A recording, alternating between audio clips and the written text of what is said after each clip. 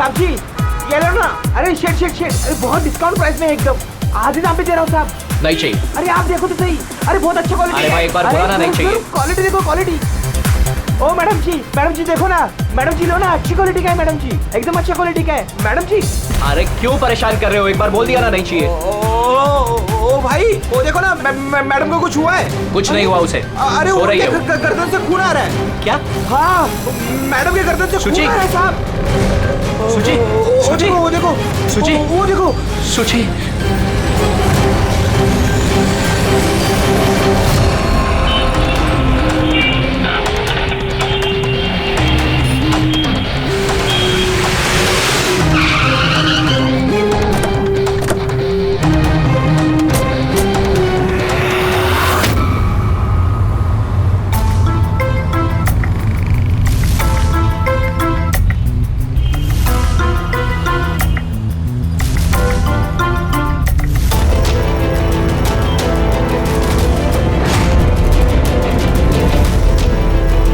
काफी खून बह चुका है, लगता है गोली काफी देर पहले चली थी।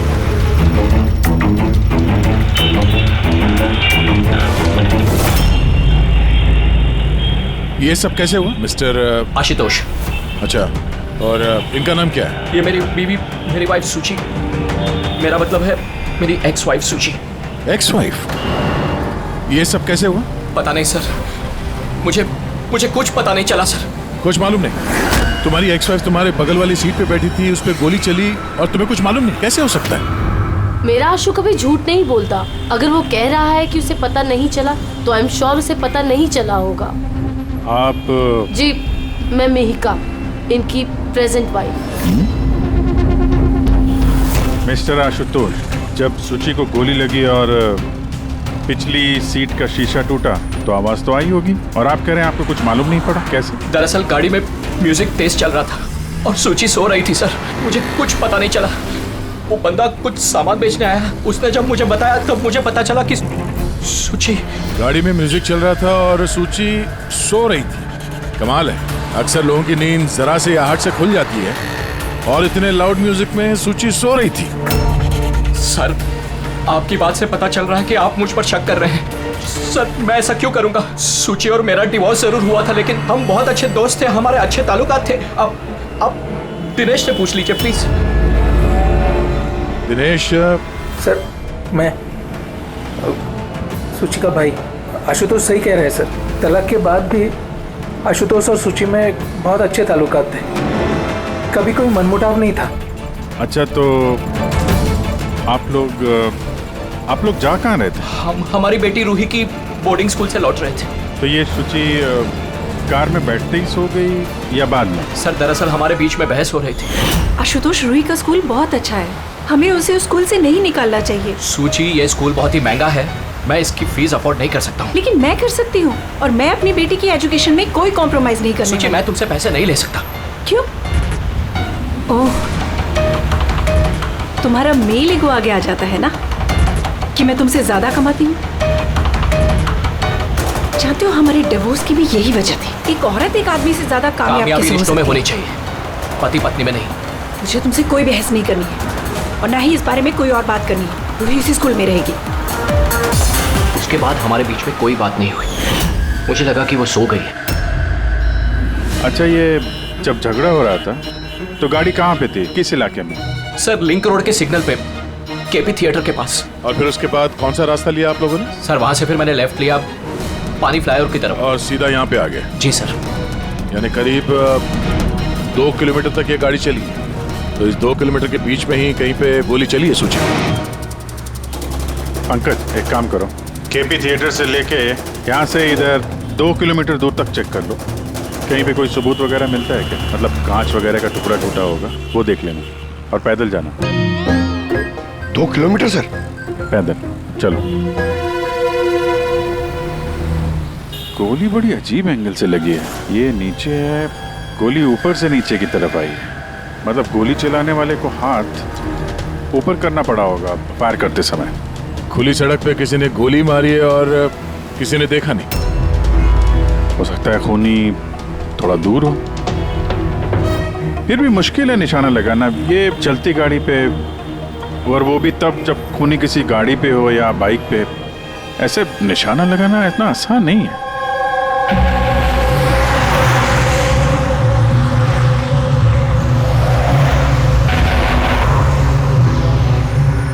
रास्ते में कहीं पे गाड़ी रोकी थी तुमने? सिग्नल पे रोकी थी सर, बस और कहीं नहीं। अगर सिग्नल पे किसी ने गोली चलाई हो या फिर कहीं और से भी गोली चलाई हो तो वो निशाना लगाने के लिए वक्त तो लगेगा। तो किसी ने गोली मारते हुए किसी को देखा कैसे नहीं? हेलो, हाँ सर। ठीक है सर, हम लोग पहुंच रहे हैं। क्या हुआ? एसीपी साहब का फोन था, एक और लाश मिली है कामरे ब्रिज के नीचे।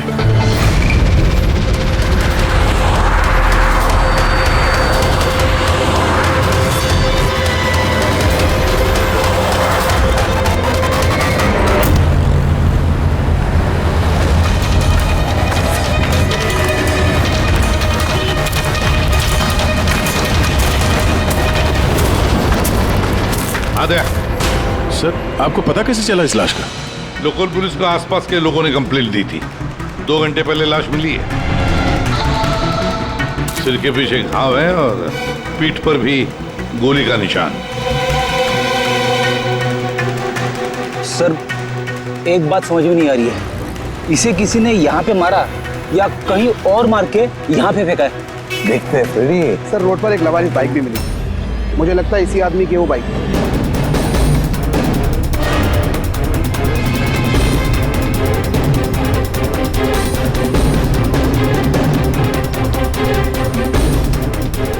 Skid mark.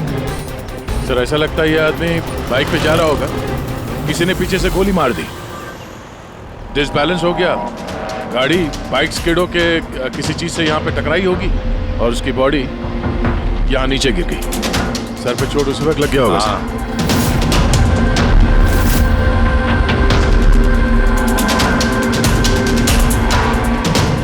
सर, समझ में नहीं आ रहा ये आदमी कौन है। इसका कोई आइडेंटिफिकेशन नहीं है। ये मिसिंग पर्सन ब्यूरो में पूछताछ करूं क्या? फ्रेडी, इतनी जल्दी कोई भी मिसिंग पर्सन ब्यूरो में रिपोर्ट दर्ज नहीं करेगा। काम करो, आरटीओ में जाकर इस बाइक का रजिस्ट्रेशन चेक करो। सारे के सारे डिटेल्स मिल जाएंगे, मालिक कौन है वगैरह। दूसरे केस का क्या हुआ, कुछ पता चला? नहीं सर, बड़ा अजीब केस है, समझ में नहीं आ रहा गोली किसने चलाई और कहां से। सर, वो पूरा इलाका देख लिया सर, लेकिन कोई सुराग नहीं मिला। ट्रैफिक पुलिस ने क्या बताया? सर, ट्रैफिक पुलिस वाले, वहाँ के दुकानदार और 2-3 जन और जो खड़े थे उन सबसे पूछा सर, किसी को खून के बारे में कुछ नहीं पता। सर, सूची पे गोली चली कहां से? देखते हैं। सर, मैंने कहा ना आपसे, मुझे नहीं पता कि सूची को गोली कब और कैसे लगी। आशुतोष, दिनेश, मेहिका, सूची के सबसे करीब थे ना तुम तीनों भी? नहीं? तो फिर अब बताओ, सूची की मौत से तुम तीनों में से किसका फायदा होने वाला था? क्या मतलब? सर, हम सूची को क्यों मारना चाहेंगे? सर, मेरी सगी बहन की सगी बहन, मैं अपनी बहन को क्यों मारूंगा सर? करोड़ों रुपयों के लिए। और क्या? करोड़ों रुपयों के लिए। मुझे क्या फायदा हो सकता था? मेरा और सूची का तो ऑलरेडी डिवोर्स हो चुका था। हो सकता है डिवोर्स ही वो वजह हो। डिवोर्स के बाद भी मैं और सूची बहुत अच्छे दोस्त थे, दोस्त की तरह बर्ताव करते थे। ये भी तो हो सकता है ना कि तुम्हारी अपनी पहली बीवी के साथ जो दोस्ती थी वो शायद तुम्हारी दूसरी बीवी को पसंद ना आई हो। सर, आप ये कैसी बातें कर रहे हैं? मुझे इनकी दोस्ती से क्या प्रॉब्लम होगी? मुझे इनकी दोस्ती से कोई प्रॉब्लम नहीं थी। मैं बिल्कुल भी इनसिक्योर टाइप की लड़की नहीं हूँ। अगर सूची की हत्या तुम तीनों में से किसी ने नहीं की तो फिर किसने मारा सूची को? किसने मारा? मैं बताता हूँ आपको। सूची एक एनजीओ में काम करती थी। उसने वहां पर शैली नाम की एक अकाउंटेंट का भांडाफोड़ किया था, क्योंकि शैली पैसे को लेकर हेराफेरी कर रही थी। तुम्हें लगता है कि शैली का हाथ हो सकता है सबके पीछे? जी हाँ सर, कई बार शैली ने उसको धमकी भी दी थी। सर, मुझे तो लगता है कि ये काम पृथ्वी का हो सकता है। अब ये पृथ्वी कौन है? बड़ा ही बदतमीज किस्म का इंसान है, रोमियो टाइप। सूची ने पुलिस में कंप्लेन भी की थी उसके खिलाफ। कुछ दिन के लिए जेल भी गया था। ठीक है, तुम तीनों जा सकते हो। Thank you sir. Thank you sir.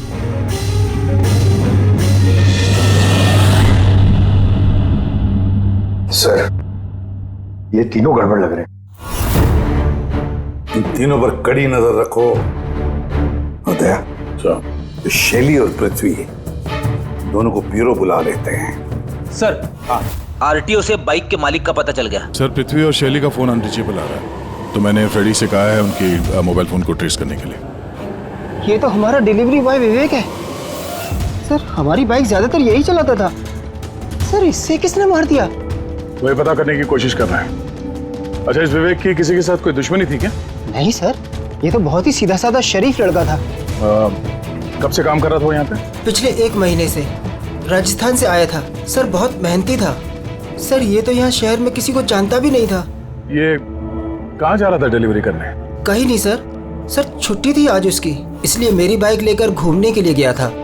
अच्छा, उसका घर का एड्रेस दे सकते हैं जरा? सर, उसका घर का एड्रेस नहीं है, वो यहीं शॉप में सोता था।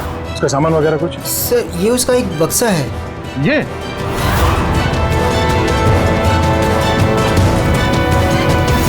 सर, ये विवेक के बॉक्सेस और सारे सामान चेक किए मैंने, उसमें ये सर्कस के पैम्फलेट्स के अलावा और कुछ नहीं मिला।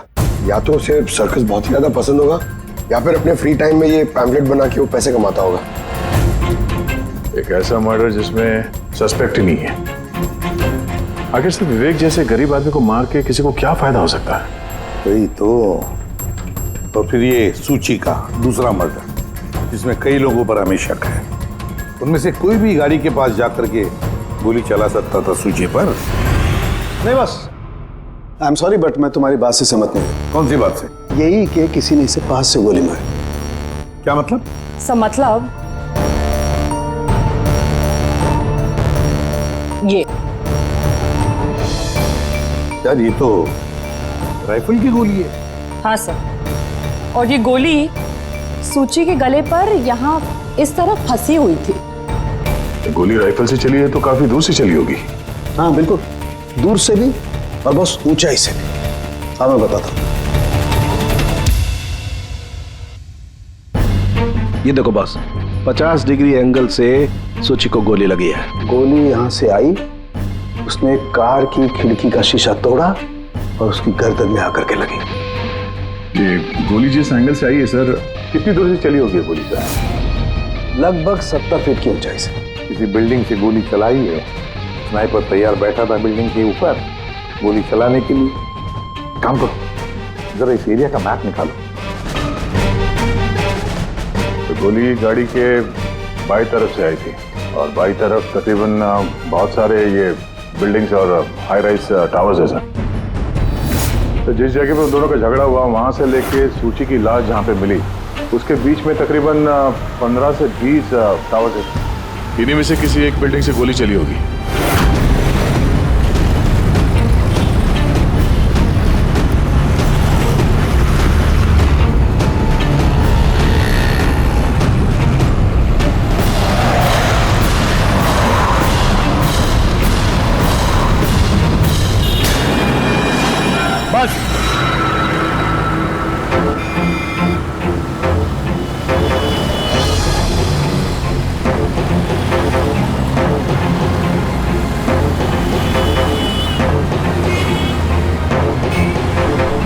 ये अभिजीत सर के हाथ में क्या? मार्क है फ्रेडी, ठीक उसी हाइट पे जिस हाइट पे सूची पे गोली लगी थी। और मेरे हाथ में ये डिजिटल डिस्टेंस रीडर है। इससे ये लेजर लाइट उस मार्क पे अगर ठीक जाता है तो इसका मतलब है कि गोली यहाँ इसी बिल्डिंग से चली है। थोड़ा कॉम्प्लिकेटेड है। ठीक है, ये अभी करके देखते हैं। हाँ दया, मैं तैयार हूँ। ओके अभिजीत, थोड़ा राइट में आना, राइट में। हाँ, हल्का थोड़ा लेफ्ट। बस बस बस, थोड़ा पीछे, थोड़ा पीछे। ये देखा, ये लेजर ठीक उस मार्क पे हिट नहीं कर रहा, लग नहीं रहा है वहां पे। गोली ऐसे नहीं चली सर। एग्जैक्टली। अरे ये स्नाइपर के पास ज्यादा वक्त थोड़ी ना होगा निशाना इधर उधर करने के लिए, जब उसने सूची पे गोली चलाई। एक काम करते हैं, किसी और बिल्डिंग में देखते हैं। ठीक है, चलो।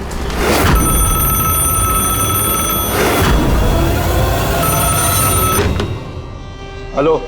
हाँ हेलो, क्या ये फैंटेसी सर्कस जयपुर राजस्थान का ऑफिस है? जी हाँ, बोलिए। देखिए, मैं मुंबई सीआईडी से एसीपी प्रद्युमन बोल रहा हूँ। क्या आपके यहाँ कोई विवेक काम करता था? हाँ हाँ, जानता हूँ विवेक को, वो इसी सर्कस में काम करता था। क्या हो गया? क्या काम करता था वो, कुछ बता सकते हैं? देखिए साहब, अगर सारा दिन आपसे फोन पे लगा रहूंगा ना तो मेरा शो कैंसिल हो जाएगा। मैं आपकी बात अपने मालिक को बोलता हूँ, वो आपको कॉल करेंगे, समझे? हेलो।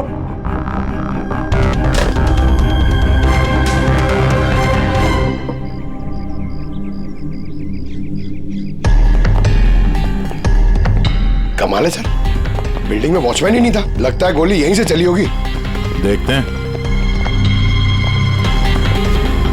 हाँ अभिजीत, रेडी है?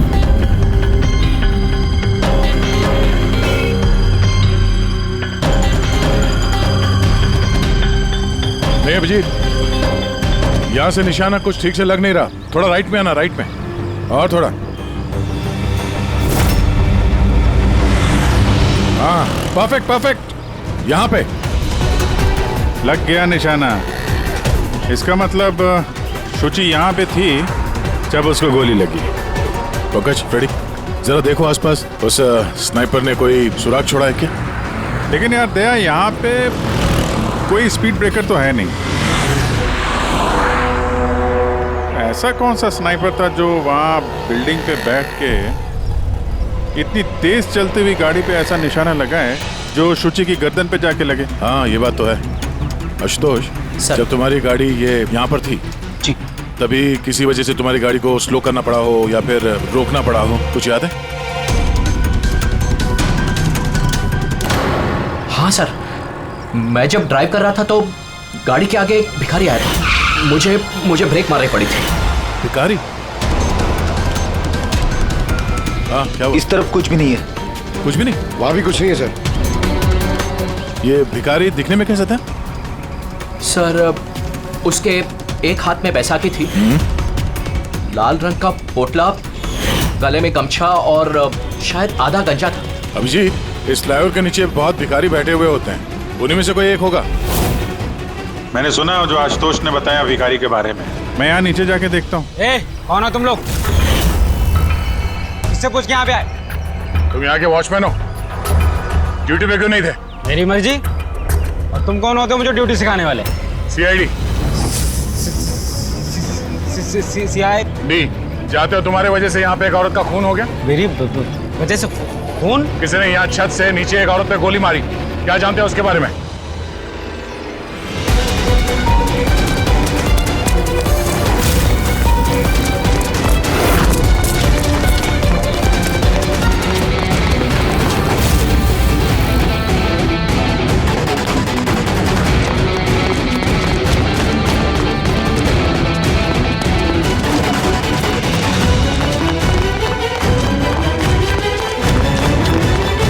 रुक जा।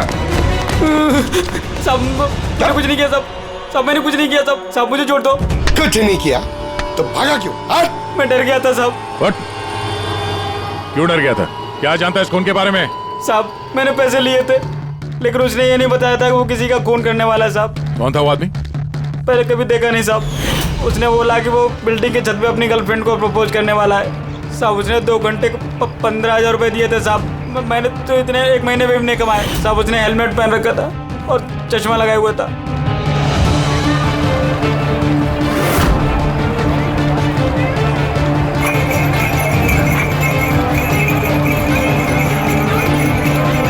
अरे सुनो भाई, ओ भाई साहब, ये एक ऐसे आदमी को देखा है जो लाल गमछा बांधता है, अरे लाल रंग की पोटली रखता है और बैसाखी से चलता है? क्या? अरे सुनो भाई यार, एक आदमी को देखा है तुमने जो लाल रंग का गमछा बांधता है, पोटली है उसके पास लाल रंग की, बैसाखी से चलता है? नहीं देखा?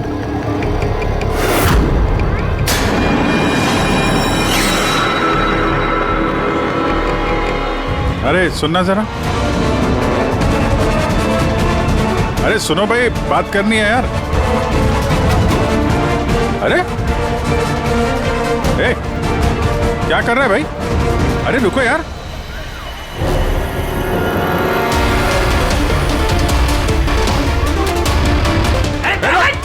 अरे मैंने कुछ नहीं किया है। अरे मैं भिखारी हूँ, मेरे पास पैसे कुछ भी नहीं है। अरे कौन हो, छोड़ दो मुझे। अपाहिज होने का नाटक कर रहा है। तुझे मालूम है बिना पैर के आदमी कैसे जीता है? अरे कौन हो तुम? क्या चाहते हो? मेरे पास पैसे नहीं, मैं रास्ते का भिखारी नहीं बन के जीता। तो जानबूझ के उस लाल वाली गाड़ी के नीचे गिरा था ना? कौन सी लाल गाड़ी? मैं किसी गाड़ी के आगे ले आया। साहब क्या दादागिरी है, आप इसे छोड़ दीजिए वरना ठीक नहीं होगा, मैं बता देता हूँ। CID से हूँ मैं। किधर चलो? शराफत से बता दे वरना मैं अपने पे आ गया तो बहुत भारी पड़ेगा। नहीं साहब, आप पक्का CID से तो बताता हूँ। वो एक आदमी ने मुझे पैसा दिया था ये सब करने के लिए, और उसने कहा था कि जैसे ही लाल गाड़ी आती है तुम उसके आगे गिर जाना, तो मैं गिर गया साहब। तुझे पता कैसे चला कि लाल गाड़ी कब आएगी? वो छत पे एक आदमी खड़ा रह के इशारा करने वाला था, जैसे उसने इशारा करना मैं गाड़ी के आगे गिरना, ऐसा हमारा प्लान था साहब। तुझे मालूम है एक औरत का खून हो गया तेरे इस प्लान के चक्कर में? साहब मुझे माफ कर दो, मैं रास्ते का भिखारी हूँ, देखो मेरी हालत कैसी है साहब, मुझे छोड़ दो। चल ये बता वो आदमी कैसा था दिखने में? नहीं वो साहब मोटरसाइकिल पे आया था, हेलमेट पहने हुआ था, तो चेहरा दिखाई नहीं दिया। अरे यार कुछ तो देखा होगा, कुछ सुना होगा तूने? उसका फोन आया था, सामने वाले ने कहा था कि जल्दी जल्दी मिलने आओ, तो हाँ तो उसने कहा था कि मैं पहुँचता हूँ। कहाँ पहुँचने का बोला था, कुछ याद है? कुछ सुना तूने? हाँ याद आया, भांडुप मिल। हाँ भांडुप मिल। अच्छा ठीक है वापस आ जाओ, मैं सर को इन्फॉर्म करता हूँ। Okay sir. हाँ अभिजीत भांडुप मिल से वापस आ रहा है। उसका कहना है कि मिल एकदम सुनसान पड़ा है, कोई सुराग हाथ नहीं लगा उसके। खूनी तो वहीं पे भाग कर गया होगा, हो सकता है अभिजीत पहुंचने से पहले वो वहां से गायब हो गया। पंकज। हाँ सर। पंकज एक काम करो, जिस वक्त सूची को गोली लगी थी उस वक्त उस एरिया में कितने मोबाइल फोन एक्टिव थे पता लगाओ। स्नाइपर का फोन उसी में से एक हो सकता है। चल। हाँ पंकज ये भी देखना कि उनमें से कितने लोग भांडुप मिल गए थे।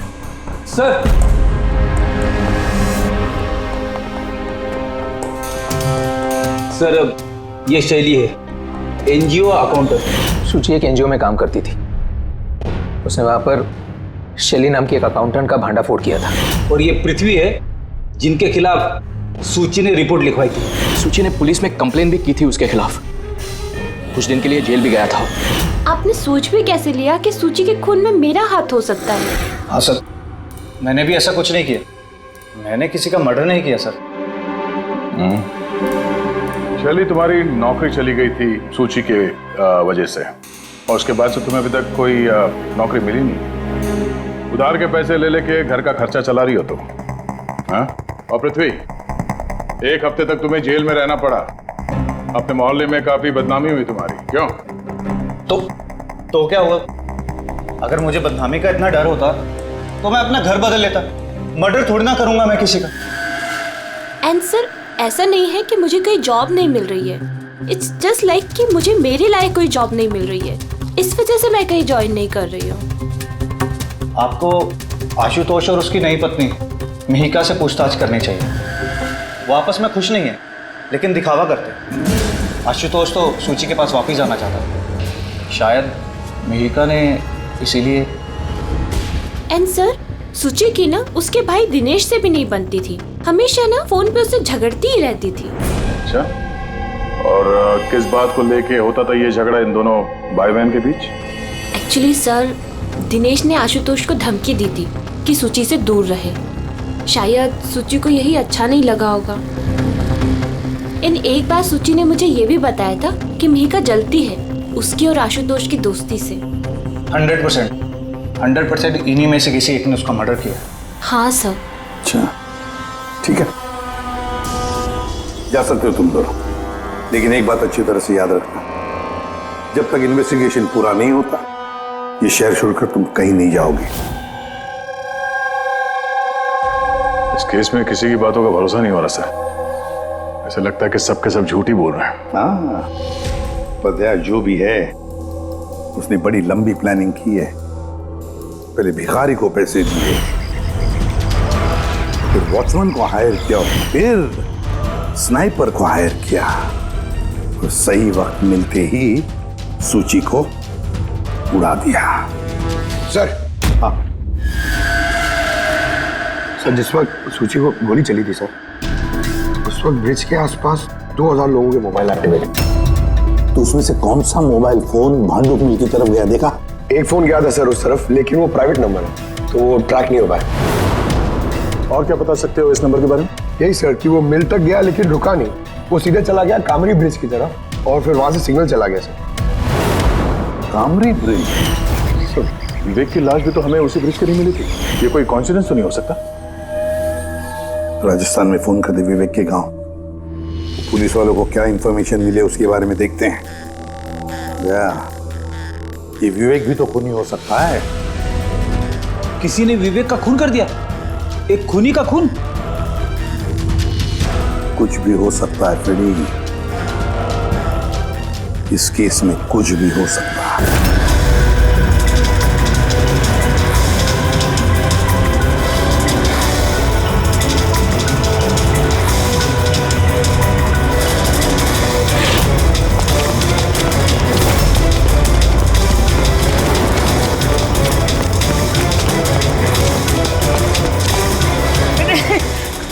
अबे बार बार भागता क्यों है?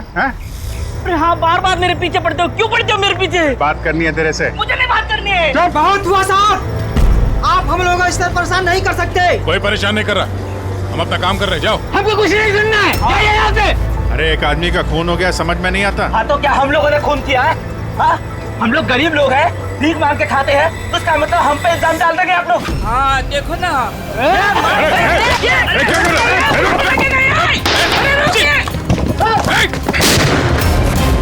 अभिजीत, तो ठीक हो? थोड़ा सा। ओह नो, पत्थर लग गया है। क्या किया तुम लोगों ने? हाँ? ये देख, ये इसने पैसे दिए थे तुम्हें? इसका भी खून हो गया? हाँ मर गया ये, ध्यान से देख। क्या ये वही आदमी है जिसने तुझे बोला था कार के आगे गिरने के लिए? जरा जूम करो।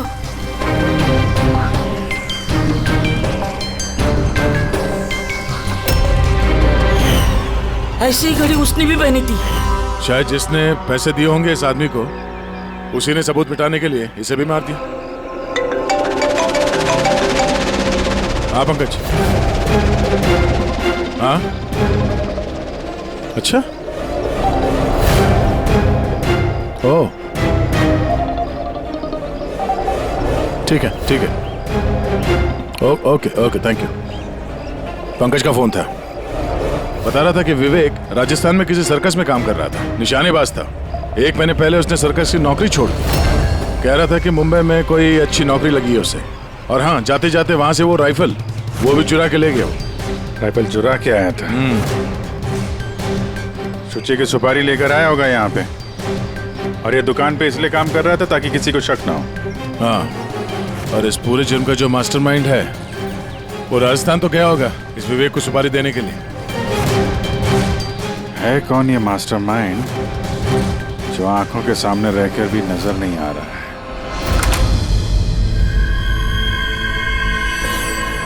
अरे मिस्टर आशु। सर आप लोग यहाँ? मिस्टर आशु, उस आदमी का पता चल गया है जिसने शुचि पे गोली चलाई थी। वाह, दैट्स अ ग्रेट न्यूज़। आपने पकड़ लिया उसे? विवेक नाम है उसका। आप लोग किसी विवेक को जानते हो? नहीं तो। कमाल है, आप किसी विवेक को नहीं जानते हो, मगर 15 बार कॉल किया आपने अपने मोबाइल से। क्या? सर मैं जब किसी विवेक को जानता ही नहीं हूँ तो मैं उसे फोन क्यों करूँगा? सिर्फ इतना ही नहीं, उससे मिलने तुम राजस्थान भी गए थे। सर्कस में उसकी गोली चलाने की कला तुम्हें इतनी पसंद आ गई थी कि सूची को मारने का कॉन्ट्रैक्ट भी दे दिया उसे। क्यों? 1 मिनट सर, 1 मिनट। ये बात सच है कि मैं बिजनेस ट्रिप के लिए राजस्थान गया था, लेकिन मैं कोई सर्कस में नहीं गया था। और मैं जब कोई विवेक को जानता ही नहीं हूँ तो मैं उसे फोन क्यों करूँगा? तो क्या ये तुम्हारे फोन रिकॉर्ड झूठ बोल रहे हैं? सर ये हो सकता है कि मेरे फोन से किसी और ने फोन किया हो मेरी गैर मौजूदगी में। अच्छा, तो आप अपना फोन ऐसे ही लापरवाही से इधर उधर छोड़ देते हैं क्या? नहीं सर। हाँ सर। अच्छा ठीक है sir, okay sir, okay. Doctor Salunkhe का फोन था, हमें फॉरेंसिक लैब में बुलाया। आशुतोष को लेके। बस सूची यहाँ बैठी हुई थी इस सीट पे, और ये इस सीट का हिस्सा है जो पीछे की तरफ, और ये है वो लीवर जिससे सीट आगे पीछे होती है, और इस लीवर को जाम कर दिया गया है। देखो, लीवर को जाम कर दिया गया है। हाँ यार, बस यही सुराग है सर, इसके लिए आपने हमको वहां से बुलाया? पंकज यार, तेरी पूरी बात सुनो ना। सुराग ये नहीं है कि ये लीवर अटका हुआ है, सुराग ये है कि इसे जानबूझकर पीछे अटकाया गया है। और सर, सीट जानबूझ के कोई खराब क्यों करेगा? यही तो हम लोग भी सोच रहे थे। आशुतोष, ये तुम्हारी इस गाड़ी की सीट कब से ऐसी है, कब से पीछे अटकी पड़ी है? सर परसों रात तक तो ठीक थी, लेकिन कल सुबह जब निकला तो रिक्लाइन काम नहीं कर रहा था। मेरे पास ठीक कराने का वक्त नहीं था, इसलिए ऐसे ही निकल पड़ा। तालुम के साहब, सीट खराब होने का इस केस से क्या लेना देना? लेना देना है फ्रेडी, और लेना देना यह है कि खूनी चाहता था कि सीट पीछे अटकी रहे ताकि सूची की पोजीशन ऐसे रहे पीछे की तरफ। सर, अगर वो आगे बैठती या पीछे बैठती तो उससे खूनी को क्या फर्क पड़ता? खूनी तो गोली चलाने वाला था ना। यार पंकज, तुम एक काम करो, यहाँ ड्राइविंग सीट पे बैठो। सारिका, तुम सूची की जगह। हाँ। अब मान लो कि मैं सूची हूँ, तो जब मैं इस सीट पे बैठी थी तब मेरा सर ऐसे था। बस सूची का सर यहाँ होने का फायदा खूनी को तब मिलता जब उसका एम सूची नहीं, ड्राइविंग सीट पर बैठा हुआ आदमी होता, मतलब आशुतोष होता। लेकिन आशुतोष को किसी भी वजह से बहुत जबरदस्त ब्रेक लगाना पड़ा। ब्रेक की वजह से झटका लगा और झटके में सूची आगे आई, और बॉस गोली आशुतोष को लगने की बजाय सूची को लग गई। सर, इसका मतलब आशुतोष खूनी नहीं है, बल्कि कोई उसका खून करना चाहता है।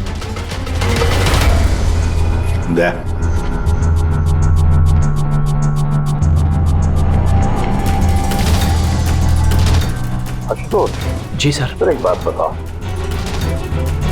तुम्हारा कोई दुश्मन है? कोई ऐसा दुश्मन जो तुम्हारी जान लेना चाहता है? याद करके बताओ, सोचो।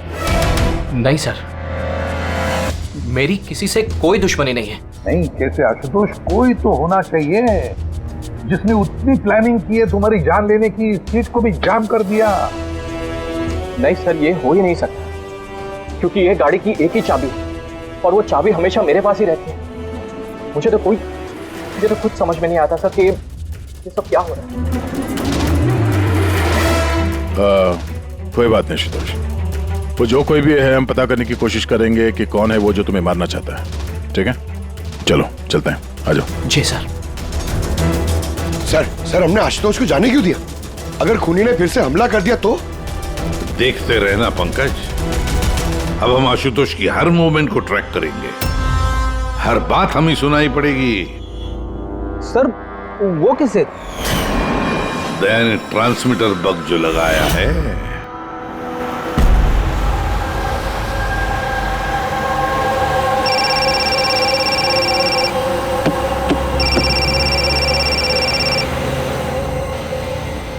हेलो,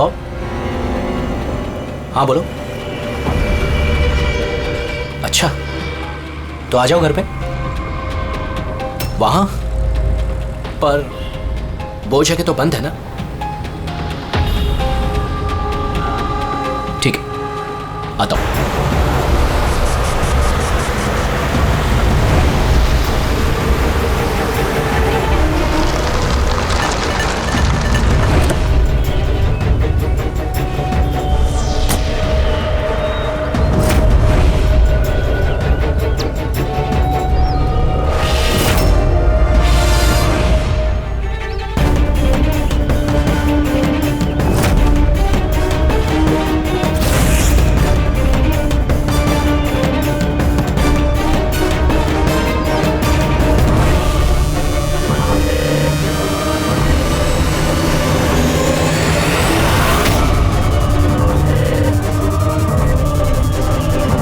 क्या कर रहे हो?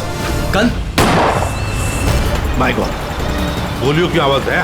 जल्दी चलो, कहीं और एक खून न हो जाए। सर बस पहुंच ही रहे हम लोग। सर, हाँ, हमारा ये वाला जो सस्पेक्ट है सर, अभी अभी खबर आई कि ये भी राजस्थान गया था आशुतोष का पीछा करते करते। ये तो आशुतोष के बिल्कुल करीब था।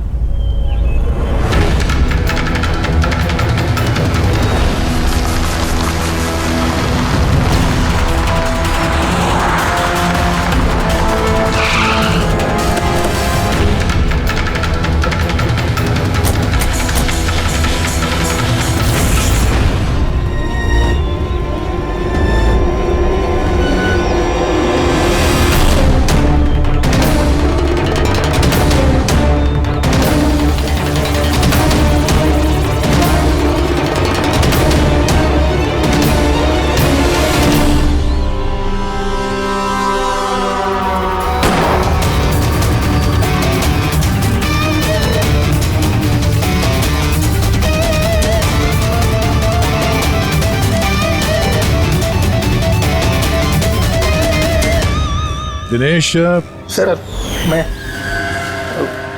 सुची का भाई। मर गया सर। मैंने कुछ नहीं किया सर। ये मुझे मारना चाहता था सर। ये मारना चाहता था मुझे। क्यों मारना चाहता था ये तुम्हें?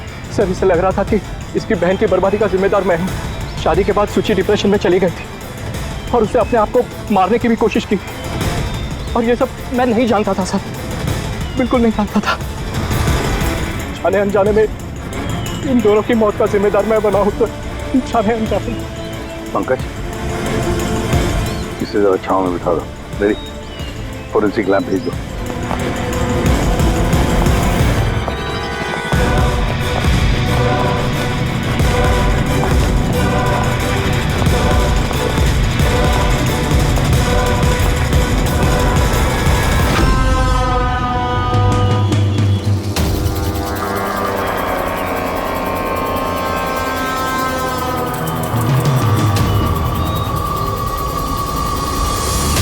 कहानी में नया ट्विस्ट। आशुतोष,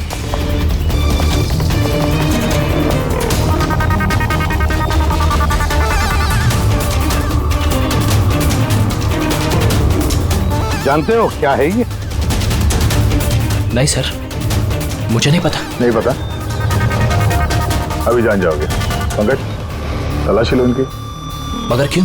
हाथ ऊपर करिए, पता चल जाएगा आपको। सर, मैंने कुछ नहीं किया, मैं बेकसूर हूँ। आप मेरी तलाशी क्यों ले रहे हैं? मेरा यकीन मानिए सर, मेरे पास कुछ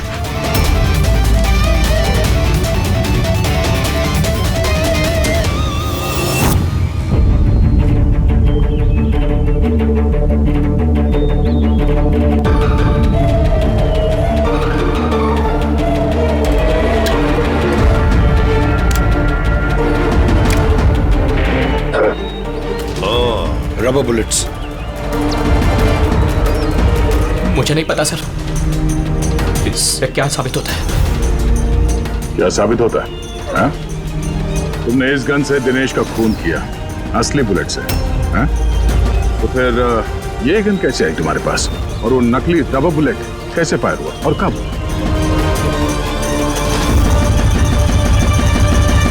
सब प्लान मैंने किया था sir. A to Z plan मेरा था। सुची की मौत, दिनेश की मौत, और वो प्लान भी यही था कि आप लोगों को यही लगे कि सुची की मौत गलती से हुई थी, बल्कि असली टारगेट मैं था, और आप लोगों का शक दिनेश पर जाए। लेकिन सारा प्लान मिट्टी में मिल गया, सब कुछ मिट्टी में मिल गया। क्यों मारा तुमने सुची को? क्या मिला तुम्हें सुची को मारकर? सुची मेरी बेटी रूही को लेकर हमेशा हमेशा के लिए देश छोड़कर जा रही थी सर, और ये बात उसने मुझसे छिपाई थी। आप ही बताइए सर, अपनी इकलौती बेटी को खुद से दूर कैसे करने देता? और इसलिए तुमने विवेक को उस शार्प शूटर को पैसे दिए अपनी बीवी सूची की जान लेने के लिए। और जैसे उसने काम खत्म कर दिया तुमने उसे भी मार डाला। तूने दिनेश को ऐसा क्या कहा कि वो तुम्हें मारने के लिए यहाँ पर आ गया? मैंने मिहिका को दिनेश के पास भेजा था। क्या? हाँ दिनेश, मुझे अभी पता चला कि आशुतोष ही तुम्हारी बहन की मौत का जिम्मेदार है और वो तुम्हें भी मारना चाहता है। नहीं नहीं, मैं उसे छोड़ूंगा। दिनेश, पागल हो गए हो क्या? खून करोगे तुम? उसने मेरी बहन को मारा, मेरी सगी बहन को। एक पत्नी को मेरी बहन को मारते हुए उसे कुछ नहीं लगा। नहीं, कुछ भी हो जाए मैं उसे छोड़ नहीं सकता। मैं उसे नहीं छोड़ सकता। मेरी बात तो सुनो। और मौका मिलते ही उसकी गन बदल दी। जो गोलियां दिनेश तुम पर चला रहा था वो नकली थी? हाँ, लड़ाई के दौरान मैंने गन बदल दी थी ताकि आप लोगों को लगे कि आत्मरक्षा के लिए मैंने दिनेश को मारा है और आप लोगों के सामने मैं बेगुनाह दिखूं। क्या छोड़ा तुमने अपनी बच्ची के लिए? ना मां ना बाप। उसी बच्ची को पाने के लिए तुमने उसी की मां को मार डाला और फिर इस जुर्म में तुम भी जिंदगी भर जेल की सलाखों के पीछे सड़ते रहोगे। बताओ आशुतोष, क्या मिला तुम्हें अपनी बच्ची को इस तरह से अनाथ करके? क्या मिला?